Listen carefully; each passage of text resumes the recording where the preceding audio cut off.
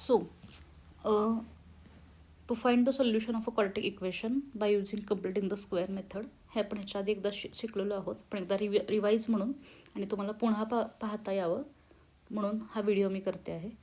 तर आपण एक इक्वेशन घेतलेलं आहे 5x² - 4x - 3 = 0. Completing the square मेथडमध्ये सगळ्यात पहिली कंडिशन ही असते की तुमचा जो x² ही जी टर्म आहे ज्याच्यामुळे तुमचं इक्वेशन क्वाड्रेटिक आहे हे कळतं, त्या x² कोइफिशियंट म्हणजे स्क्वेअर टर्मचा कोइफिशियंट हा नेहमी काय असायला पाहिजे, 1 असायला पाहिजे. मग x² असेल, y² m² जे पण तुमचं सेकंड पॉवरची टर्म आहे त्याचा कोइफिशियंट नेहमी काय असायला पाहिजे, 1 असायला पाहिजे. So coefficient should be 1. मग आता जे आपलं वरचं इक्वेशन आहे त्याचं कोइफिशियंट 1 करण्यासाठी आपल्याला त्या इक्वेशनला थ्रू आउट 5ने डिवाइड करायला लागेल. सो आपलं इक्वेशन आहे 5x² - 4x - 3 = 0. Dividing both sides by 5, we get 5x² upon 5, 4x upon 5 minus 3 by 5 equals to 0 by 5. 5 gets cancelled. x² minus 4 by 5x minus 3 by 5 equals to 0. So आपलं हे original equation होतं, तिथे आपण 5ने divide करून इथेपर्यंत पोहोचलेलो आहोत. आता आपल्या मेथडचं नाव काय आहे, कम्प्लिटिंग द स्क्वेअर, म्हणजे स्क्वेअर कंप्लीट करा. स्क्वेअर कंप्लीट करा म्हणजे काय, तर तुम्हाला आठवत असेल तुम्ही 2 एक्सपान्शन फॉर्म्युले शिकलेले आहात. एक आहे a + b होल स्क्वेअर, एक आहे a - b whole square. a + b whole स्क्वेअरचं एक्सपान्शन आहे a² + 2ab + b² आणि a - b होल स्क्वेअरचं एक्सपान्शन आहे a² - 2ab + b². तर आता कम्प्लिटिंग द स्क्वेअर म्हणजे की स्क्वेअर कंप्लीट करायचं आहे, तर इथे x² - 4/5x आणि हे जुळते, म्हणजे इथे x² आहे, इथे a² आहे, इथे मायनस समथिंग टर्म आहे, इथे मायनस समथिंग टर्म आहे, फक्त ही टर्म आपली जुळत नाही आहे. हा स्क्वेअर आहे, सध्या हिच्याकडे आपण लक्ष देणार नाही आहोत. सो आपल्याकडे ह्या ज्या 2 टर्म आहेत त्याच्यावर आपण कॉन्सन्ट्रेट करूयात आणि त्यांना इक्वेट करूयात ह्या a² - 2ab सोबत. सो a² = x² असं मी म्हटलं तर a बरोबर काय मिळेल, मला x मिळेल. -2ab निगेटिव्ह सोबत का कन्सिडर करतोय आपण, कारण इथे निगेटिव्ह साईन आहे, इथे पॉझिटिव्ह असतं आपण पॉझिटिव्ह सोबत कन्सिडर केलं असतं. So -2ab gives you -4/5, -2ab gives you -4/5x. पण a म्हणजे x हे आपल्याला माहिती आहे, ते पुट करूयात. -2xb = -4/5x. दोन्ही साईडचा निगेटिव्ह साईन कॅन्सल होऊन जाईल, x कॅन्सल होऊन जाईल. सो राहिलं काय आपल्याकडे 2b = 4/5.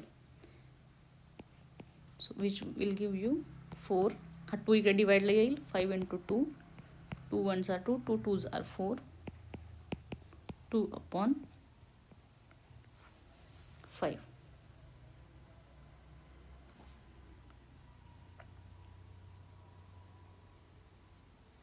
आता आपल्याला काय हवं आहे, तर आपल्याला आता हवं आहे b². ही टर्म आपल्याकडे मिसिंग आहे. सो b² काय होईल आपला इथे, 2² 4, 5² 25. इथंपर्यंत लक्ष देते तुमचं सगळं. बघा पुन्हा येतं काय काय केलं आपण, तर आपलं इक्वेशन होतं 5x² - 4x - 3 = 0. याचं कोइफिशियंट आपल्याला 1 करायचं आहे, म्हणून आपण सगळीकडे 5ने डिवाइड केलं.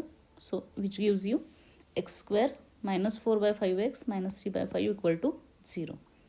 त्यातल्या ह्या पहिल्या 2 टर्म यातल्या एका कोणत्या तरी फॉर्म्युलाला मॅच होतात. आता हे कुठल्याला मॅच होतं ते कसं ओळखायचं, तर इथे जर निगेटिव्ह असेल तर त्या ह्या निगेटिव्हला मॅच होतील, इथे जर पॉझिटिव्ह असेल तर ते ह्या पॉझिटिव्हला मॅच होतील. सो आता इथे निगेटिव्ह आहे, सो ते आता याला मॅच होणार आहे. म्हणजे काय होणार आहे, a² = x², which will gives you a = x. -2ab is equal to -4/5x. त्यातला a म्हणजे x हे आपल्याला माहिती आहे, सो ती व्हॅल्यू आपण पुट केली. दोन्हीकडचं निगेटिव्ह साईन निघून जाईल, x निघून जाईल, राहिलं काय 2b इज इक्वल टू 4/5. हा 2 इकडे मल्टिप्लिकेशनला, इकडे येऊन काय होईल तो डिव्हिजनला जाईल. So 2 1s are 2, 2 2s are 4. So b is equal to 2/5 आपल्याला मिळालं. पण स्क्वेअर कंप्लीट करा म्हणतात ना, तो इनकम्प्लीट आहे ही टर्म नसल्यामुळे. सो मग बी स्क्वेअर काय झाला, 2 स्क्वेअर 2, 4 स्क्वेअर 25. आता बघा, कंप्लीट स्क्वेअर करा म्हणजे मला ही टर्म ॲड करावी लागणार आहे. सो मी समजा ही टर्म ॲड केली, 4/25.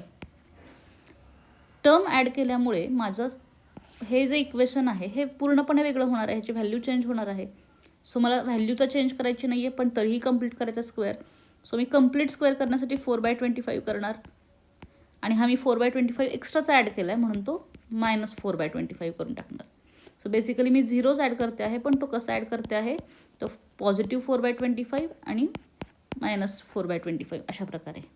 म्हणजे बघा पुढे कसं होईल आपल्या आता. सो x² -4/5x हा स्क्वेअर कंप्लीट करण्यासाठी मी ॲड केलं काय 4/25, पण 4/25 एक्स्ट्रा मी ॲड केलं होतं म्हणून ते केलं -4/25. आणि माझी इथली राहिलेली टर्म काय होती ती -3/5 इक्वल्स टू 0. आता ह्या पहिल्या 3 टर्मकडे आपण लक्ष देऊयात. हा असणार आहे a - b whole square. a काय आहे तुमचं x मायनस b काय आलं होतं इथे 2/5. आता हा a - bच का आहे, कारण आपण कोणासोबत कम्पेअर केलं होतं बघा, कोणाशी जुळवलं होतं बघा, आपण इथे जुळवलं होतं ना, त्यामुळे तो ह्याचा स्क्वेअर असणार आहे. पुन्हा एक्सपान्शन करून बघा, तुम्हाला तीच व्हॅल्यू मिळेल.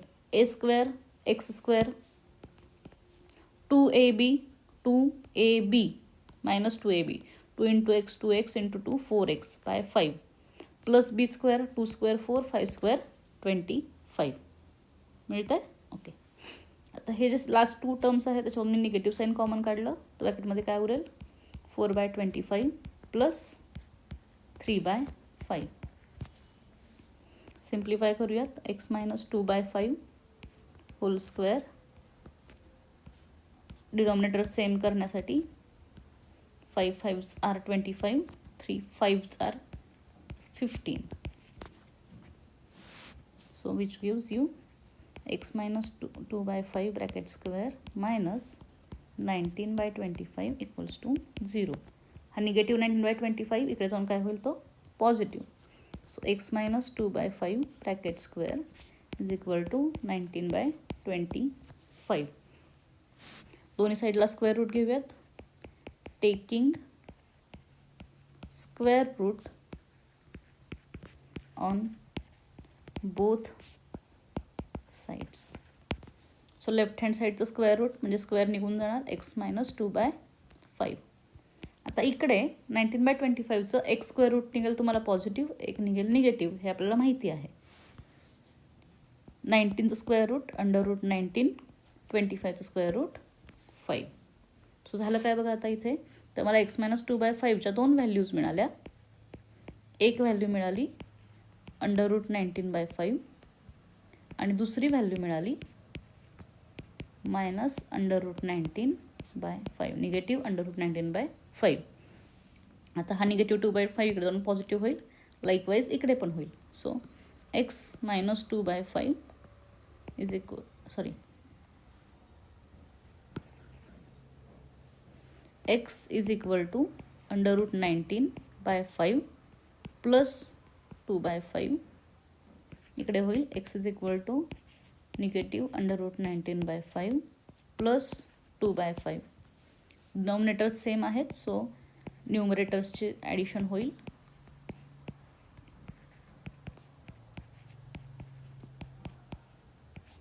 So in this way these two are the solution of your given quadratic equation.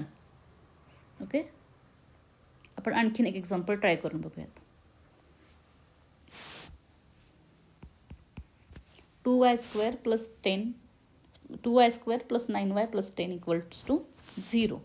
आपले मगाचे फॉर्म्युले एकदा आपल्या डोळ्यासमोर राहावेत म्हणून आपण इथे लिहून ठेवतोय. a plus B whole square a² plus 2ab plus b² a minus B whole square a² minus 2ab plus b².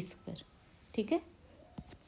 आपलं ठरलं की आपली जी ही फर्स्ट टर्म असते म्हणजे first term in the sense जी स्क्वेअरवाली टर्म आहे त्याचं कोइफिशियंट कंपल्सरी 1 असायला पाहिजे. त्यामुळे इथे आपल्याला डिवायडिंग थ्रूआउट बाय 2 करावं लागेल. So dividing both the sides by 2 we get काय होईल बघा बरं इथे 2y² upon 2 9y upon 2 10 upon 2 0 upon 2. So y² plus 9/2y plus 5 equal to 0. आता या पहिल्या दोन टर्म कुठे मॅच होतात इथे तर हे पॉझिटिव्ह आहे प्लस आहे सो इथे हे याच्यासोबत मॅच होईल.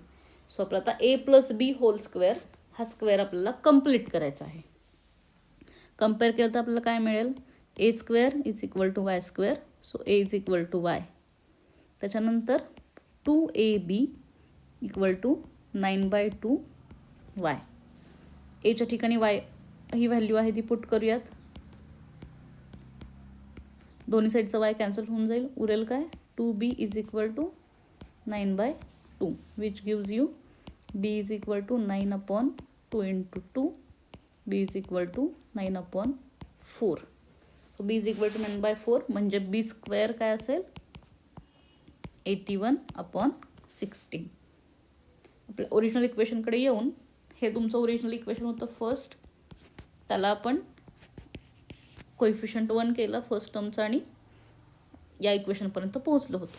आता स्क्वेअर कंप्लीट करूयात. फर्स्ट टर्म आहे अशी y² प्लस सेकंड टर्म पण अशी आहे अशी. स्क्वेअर कंप्लीट करायला मी ॲडिशन केली 81/16चं. एक्स्ट्राचं मी ॲडिशन केली आहे म्हणून ते घालून टाकायला मी केली सबट्रॅक्शन 81/16 आणि माझी ही राहिलेली टर्म जी आहे प्लस 5 ती मी आहे अशी लिहिली इक्वल्स टू 0. आता ह्या पहिल्या 3 टर्म ज्या आहेत त्या आपल्या असणार आहेत a प्लस बी होल स्क्वेअरचं एक्सपान्शन. a म्हणजे काय आहे इथे y. b म्हणजे काय आहे 9/4 त्याचा स्क्वेअर. करून बघा तुम्ही पण असं स्क्वेअर येतो आहे का येस तुम्हाला हाच स्क्वेअर मिळेल. निगेटिव्ह साईन कॉमन काढूयात 81/16. 5 हा पॉझिटिव्हमध्ये आहे निगेटिव्ह साईन कॉमन काढल्यामुळे हा होईल -5 equals to 0. So y plus 9/4 bracket square denominator same करण्यासाठी 81/16. जर मी इथे 16 केलं तर 1 इंटू 16 केलं म्हणजे 5 इंटू 16 मला इथे करावं लागेल 80. म्हणजे झालं काय बघा आपलं पुढे तर पुढे आपल्याला मिळालं y plus 9/4 bracket square minus 81 minus 80 म्हणजे 1/16 इक्वल्स टू 0. निगेटिव्ह 1/16 इकडे जाऊन काय होईल positive. So y plus 9/4 bracket square equals to 1/16. Taking square root on both sides.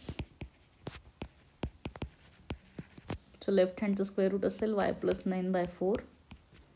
इथे 2 रूट्स मिळतील एक पॉझिटिव्ह एक निगेटिव्ह. 1चं स्क्वेअर रूट 1 16चं स्क्वेअर रूट 4.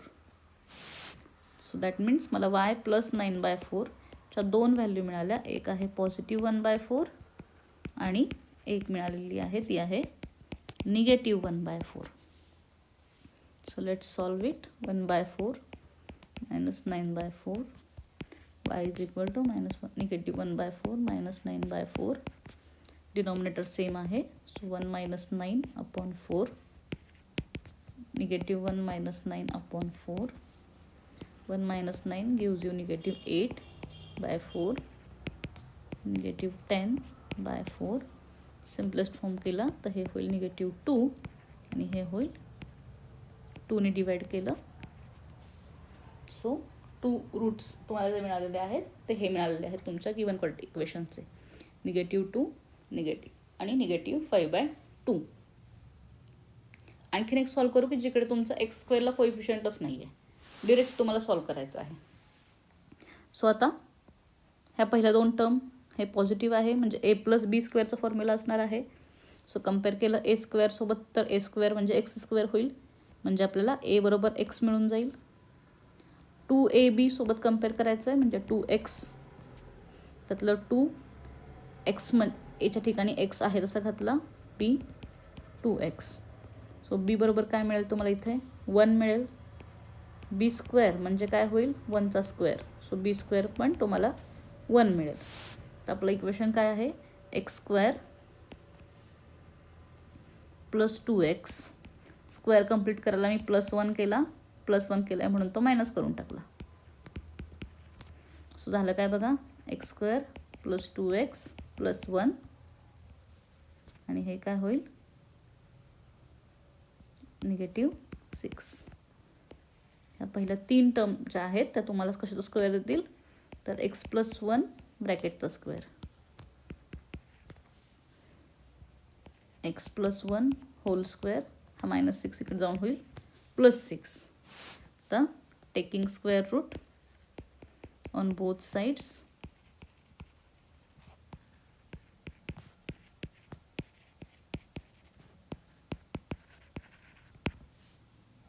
सो इकडे होईल x + 1, इकडे पॉझिटिव्ह निगेटिव्ह √6. सो एक व्हॅल्यू मिळाली मला x + 1 = positive √6, x + 1 = negative √6. So which gives x = √6 - 1, x = -√6